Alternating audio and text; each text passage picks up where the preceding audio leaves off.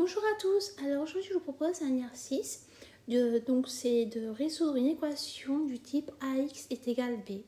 Je t'invite donc à mettre la vidéo en pause afin de pouvoir faire l'exercice et lorsque tu auras terminé, nous allons corriger cela ensemble avec les explications. Je suppose que tu as eu le temps de faire l'exercice, donc nous allons corriger cela ensemble. Donc on a...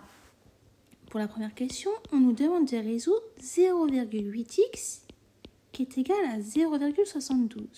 Et comme tu le sais, nous on ne cherche pas à avoir 0,8x, on cherche à avoir x. Donc c'est comme si par exemple tu avais 2 euros, tu as deux personnes. Donc combien on va en avoir chacun? Chacun va avoir 1 euro. Mais tu as fait quoi comme opération? Tu as fait 2 divisé par 2. Donc ici, ce que je t'invite à faire, c'est déjà de recopier que tu viens juste d'écrire, donc 0,8x est égal à 0,72. Et comme nous on cherche x, ça veut dire que tu vas devoir diviser par 0,8x chaque côté. D'accord? Et donc, n'oublie pas bien sûr de mettre ce qui équivaut à, car comme tu le sais, le CQA, ça veut dire ce qui équivaut à. Ensuite, tu vas devoir calculer, là, automatiquement, on va avoir x égale. Donc, tu vas faire sur ta calculatrice 0,72 divisé par 0,8 et ça te donne 0,9. D'accord? Tu n'oublies pas encore de rajouter CQA. Et donc, à la fin, tu as écrit l'équation 0,8x égale 0,72 a pour solution x égale 0,9. D'accord? Donc voilà, c'est un exemple de rédaction. D'accord? Ensuite, la deuxième question, on nous donne quoi? On nous donne 6y égale à moins 18. Comme tout à l'heure, nous on ne cherche pas à avoir 6y, mais on cherche à avoir y. Donc tu vas écrire de nouveau 6y égale moins 18 et tu vas diviser chaque côté par le nombre qui est juste derrière y, c'est-à-dire 6. Donc, automatiquement, tu vas avoir y égale moins 3. T'oublie pas, bien sûr, de rajouter CQA. Et comme tu le sais, CQA signifie ce qui équivaut à. Et on écrit la phrase. L'équation 6y égale moins 18 a pour solution x égale moins 3. Donc ici, ce n'était pas x, c'est y. Parce qu'il faut bien faire attention à ça. D'accord? Ensuite, on a quoi?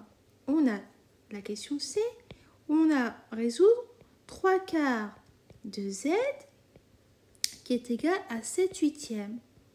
Comme tout à l'heure, tu vas écrire 3 quarts de z, d'accord, qui est égal à 7 huitièmes.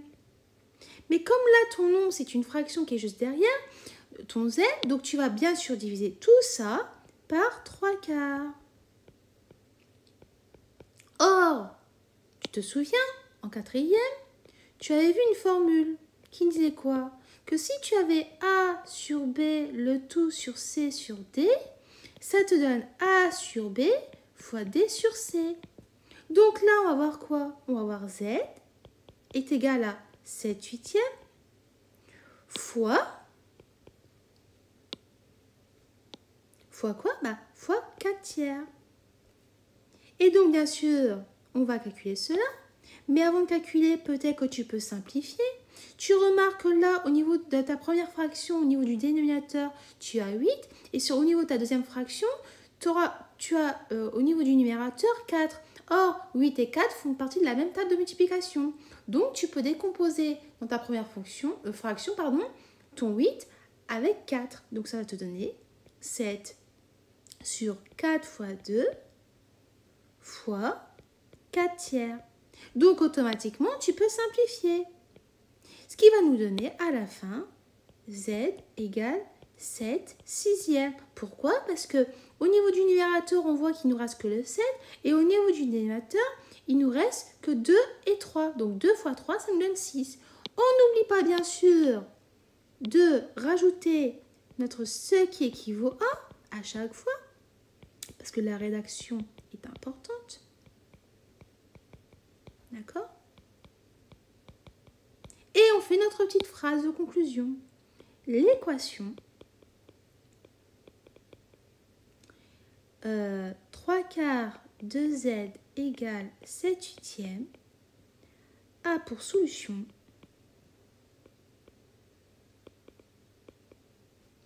donc z égale 7/6. Donc voilà, on a répondu à la question C. Ensuite, la question suivante, qui est la dernière, on nous demande de résoudre 2/7 de t qui est égal à 3/2. Donc comme tout à l'heure, tu vas remarquer en fait qu'on va utiliser la même formule. Donc on va écrire encore la même chose. D'accord?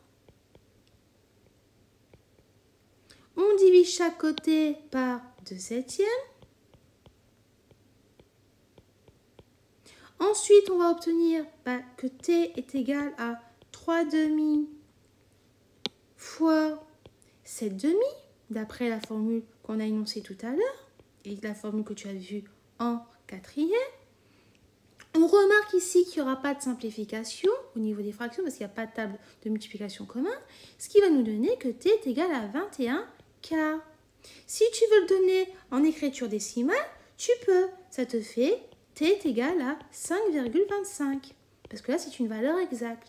Mais par exemple, si tu n'avais pas une valeur exacte, tu laisses la valeur exacte, c'est-à-dire sous la forme de l'écriture fractionnaire. Donc, bien sûr, tu n'oublies pas de rajouter ton CQEA.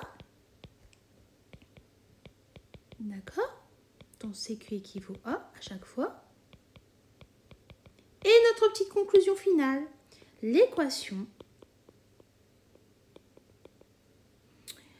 2/7 de t est égale à 3/2 a pour solution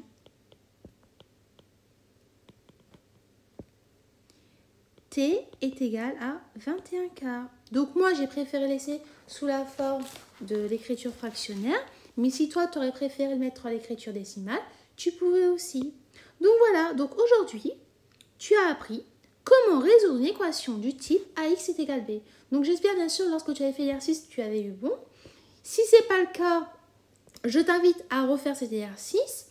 Donc bien sûr, si tu avais oublié comment calculer, dans le cas de la fraction, comme on l'avait tout à l'heure, A sur B, le tout sur C sur D, qui est égal à A sur B fois D sur C, je t'invite vraiment à apprendre cette formule-là, parce que cette formule-là est vraiment importante et c'est vraiment du par cœur, il faut vraiment la connaître, d'accord? Et donc voilà. Donc j'espère que tu as pu comprendre tout ce que je viens de t'expliquer et je te dis donc à bientôt et au revoir.